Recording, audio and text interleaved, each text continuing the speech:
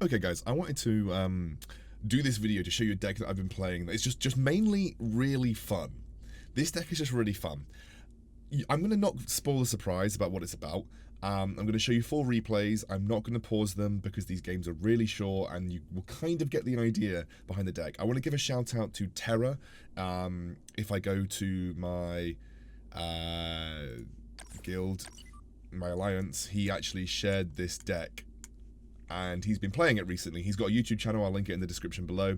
And I decided I had to give this deck a go because I looked at the replay and it was pretty insane. If any of you are wondering why I've got 3 million credits, by the way, I opened a chest when I was level 55 a long time ago and I got 10 million credits in it. It was a bug, I reported it to EA, and nothing happened. So I got to keep the credits, which is great. Love getting a bug for 10 million credits. So I am going to show you the replays because they're pretty insane. Establishing battlefield if I'm control. completely honest, I need to turn down the in-game just a little bit. 3, 2, 1.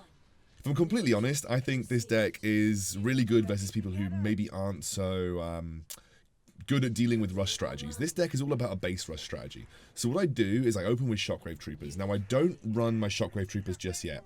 I wait until I have at least 2 War Dogs on the way, and then I start to surround my Shockwave Troopers with War Dogs. I'm not really giving too much away with my Shockwave Troopers up at his base right now, but now I've got my 2 sets of War Dogs. I move them into position behind my Shockwave Troopers, and then I start my Shockwave Troopers attacking his base.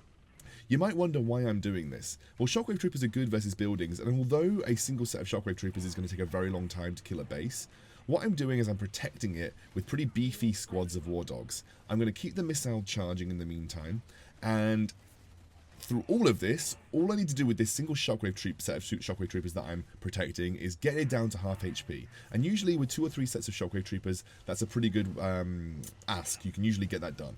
So you can see my single set of Shockwave Troopers here has got this down to half HP. Now I can keep them going as a distraction, but you can see what I've done with the missile. I've now contested the 3 platforms, take the first missile with the War Dogs, spam while he's been worried about my Shockwave Troopers, and bam, I've won the game already. This is a 2-minute base rush deck that if your opponent doesn't know what they're doing, they don't look after the missile, they get too obsessed with trying to kill your War Dogs, and to be honest, War Dogs are pretty tanky because of the squad mechanic, you win pretty easily. And it's not even versus just bad people. I'm going to show you all 4 replays just so you get an idea of how to play it exactly. I've won this. I've won against some pretty solid people with this deck. Croker, for instance, who I'll show you, is actually a really good player. Now, this is a deck that is cheesy. It's really cheesy. And once I do this deck, it's definitely, sort of show you this deck, it's definitely going to maybe lose a bit of its surprise factor. I totally opened the wrong unit on this game, which is why you might see it take a little bit longer. I didn't mean to open Jump Jet Troopers. Jump Jet Troopers are in your deck to deal with any vehicle spam. They're also good at dealing with attack bikes. They're good at dealing with buggies or rhinos in case they get sent at your Shockwave Troopers. But to be honest, if I just keep my Shockwave Troopers up at the top here, I have the Colonel Jackson buff to try and take out the Flame Troopers as well. And I get this Harvester kill. I actually put myself in a pretty solid position in terms of Tiberium income, which I don't have because I haven't got a Harvester. So I very quickly allow him to charge the missile. I'm going to Jackson buff and kill these Flame Troopers with my War Dogs, and then I'm going to surround my Shockwave Troopers with War Dogs again. The problem I made in this game is I didn't let the missile charge as quickly as I should have done. I really want that missile to be charging at the same time, and that's why I'm going to send up another set of Shockwave Troopers just to deal with these Flame Troopers that he's trying to get behind my current set of Shockwave Troopers on that side. So I'm going to try and body block in a second. You'll see I body block, set up another set of War Dogs, and he's going to run his Flame Troopers around a little bit carelessly, and at this point I'm now pretty sure this is going down to half HP whatever happens, and I'm just going to put pressure on his base while I charge the missile with my War Dogs on the point. So even though the buggy is out now, that's where the Jump Jet Troopers come through, and now I get onto every point when we're at this point in the game where you know, we want that first missile to be taken. He finishes off the rest of my Shockwave Troopers, but I've already got so much presence and he's already spent so many resources dealing with my crazy strategy that by the time the first missile comes along, he actually can't contest it very easily, and we end up getting it.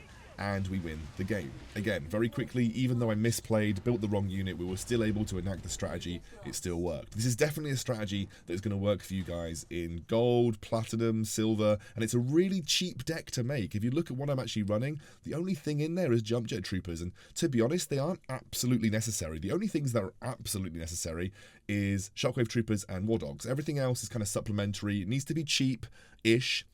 You could run whatever you wanted in that slot, to be honest, as long as it's fairly cheap. Drones could work. They can contest the missile platform, but it's another building. So ideally, you want another form of infantry or another form of vehicle. Even riflemen could go in there. You just will struggle a little bit more versus vehicles if you need to get a vehicle contest out.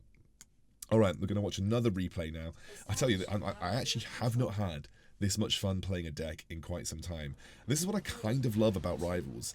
It takes some time, but people do just find really cool decks to play. Now this is a good example of the deck working the way it's supposed to. I will tell you that it doesn't work on maps that are a little bit more closed off on the base. So if the base isn't open like this and there isn't easy ways to body block for your shockwave troopers, then you might find it a bit more difficult. So here we go. Shockwave troopers move up.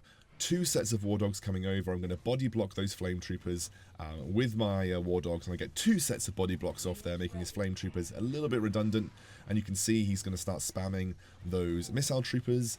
And what I'm going to do here is, whilst he's got those missile troopers going onto my war dogs, you're going to notice I basically run a supply line of war dogs. War dogs in, war dogs in, war dogs back onto the point, war dogs in, war dogs back onto the point, war dogs in, war dogs back onto the point. It's a little supply line that I'm running, and it managed to get enough body blocking off that even though the chemical buggy came out, we actually got enough DPS done to the base, so the first missile, which was charging with my supply line of war dogs, ended up very, very difficult for him to contest because he just didn't have the time, because he was too invested in trying to stop that shockwave trooper set, and he actually bought a chemical buggy for that exact reason. So we actually get them before their Tiberium income is even good enough to contest us. This is a deck that will crush double harvesters. It will beat a lot of people who start defensively, and actually with the war dog blocking, it's very difficult to actually get through it. And this guy's actually a really good player. I definitely messed up this game. This was definitely a game that I struggled with, and I still managed to come out on top. You'll notice that I don't quite win it the same way. This is very similar to the Solomon base rush deck, except for it's not quite so obnoxious as getting your base ion cannoned. So you'll notice I set up here again.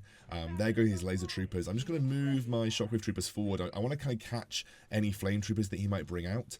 Even if it just looks like you're scouting which buildings he's got, this is something that is you'll probably notice that people might just think that you're scouting buildings.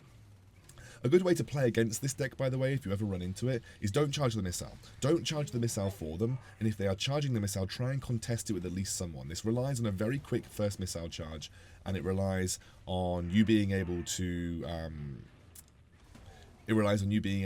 contest that first missile, because again, this is a missile that you get half damage done with the shockwave troopers, you get half damage done with the missile that you get from the first missile. Now this is a really good play from Croker. He immediately spawned a buggy into the open location there, which meant that it was going to be a bit more difficult for me.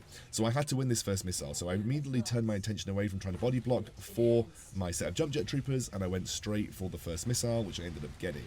However, I do not get enough damage from my shockwave troopers. But that doesn't matter. Look what I'm going to do. I'm just going to run everything at his base, and I do have those jump jet troopers, which is where this does come in handy. So if you are playing without jump jet troopers, you might find this a bit more difficult if you ever mess up the initial part of the strategy like I did.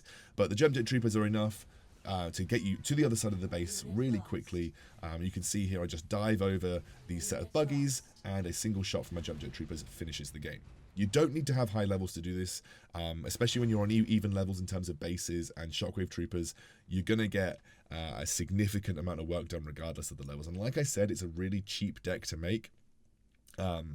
It's jump jet troopers, shockwave troopers, missile troopers, buggy, rhino, war dogs, and Colonel Jackson works best, personally. You can use Lieutenant Strongarm. I would say Lieutenant Strongarm and Colonel Jackson are perfectly fine. If you didn't make it through to this point in the video and you're saying, I don't have Colonel Jackson, you don't absolutely need it. It just definitely helps with this type of deck. This was insanely fun. It does have its weaknesses. I'm sure this deck is not going to last in terms of how powerful it is because of the surprise factor. It's more of a surprise factor. People might start just opening flames or shocks to counter it. If they open flames or shocks, you might find it more difficult to position your shockwaves and protect it with the war dogs. It's working right now, though, because it is a surprise factor. And I know people are going to hate me for publishing this video, but I just want you guys who do watch this video to maybe go and use it on ladder and try and enjoy it, because it is a really fun deck. And it's just so satisfying to get that win in like 1 minute 30 where the opponent just has no idea what's happened to them. So yeah, it's really, really cool. I hope you enjoy it.